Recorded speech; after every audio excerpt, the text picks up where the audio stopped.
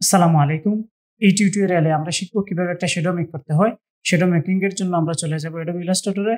Illustrator এ আসার পরে আমরা একটা পিকচার আগে থেকে এখানে রেখেছি। এই পিকচারটাকে ক্লিপিং মাস্ক করে একটা শেপের ভিতরে নিয়ে নিব। দেন আমরা এই পিকচারের নিচে একটা শ্যাডো ইউজ করব। তাহলে পিকচারটাকে ক্লিপিং মাস্ক করার জন্য আমি এখান থেকে একটা ইলিপস নিলাম। ইলিপস নেওয়ার পরে ইলিপসটাকে একেবারে রাউন্ডেড করে নিলাম 100%। 100% করার পরে এটার উপরে আরেকটা কন্ট্রোল সি কন্ট্রোল এফ দিয়ে কপি করে নিলাম। আর এই কপিকৃতটাকে আমরা একটু ছোট করে নিলাম।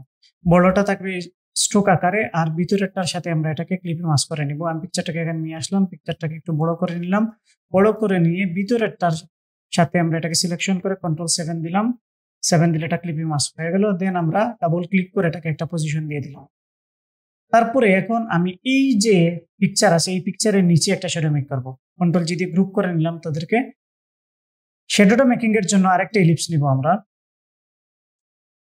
একটা ইলিপস নিয়ে নিলাম। ইলিপস নেওয়ার পরে এই ইলিপসকে সিলেকশন রেখে আমরা চলে যাব গ্রেডিয়েন্ট প্যানেলে।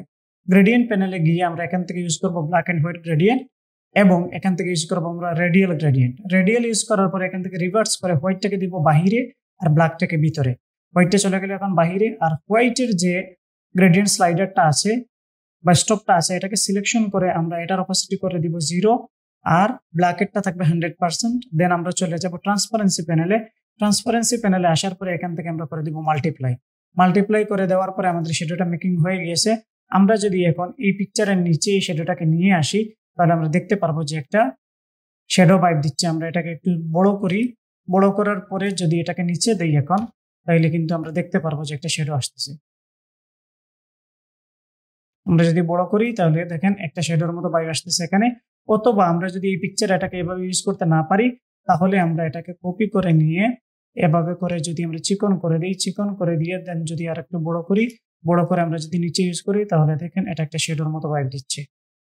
যদি ওভারঅল ব্ল্যাক কালারটা বেশি মনে হয়, তাহলে ব্ল্যাকের স্টপ থেকে আমরা ব্ল্যাকের যে অপাসিটি আছে এটাকে একটু কমিয়ে দিতে পারি, অথবা ওভারঅল অপাসিটিকে আমরা একটু কমিয়ে দিতে পারি এখান থেকে।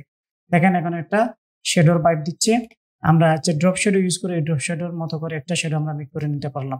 এটাকে আপনি চাইলে ক্লোজ ইউজ করতে পারেন, অথবা একটু ডিসটেন্স রেখে ইউজ করতে পারেন। যদি ডিসটেন্স রাখেন তাহলে মনে হবে যেন এটা কিন্তু বাসানো, আর যদি ক্লোজ রাখেন তাহলে মনে হবে যেন এটা কিন্তু সারফেসের সাথে লাগানো, এরকম কিছু একটা।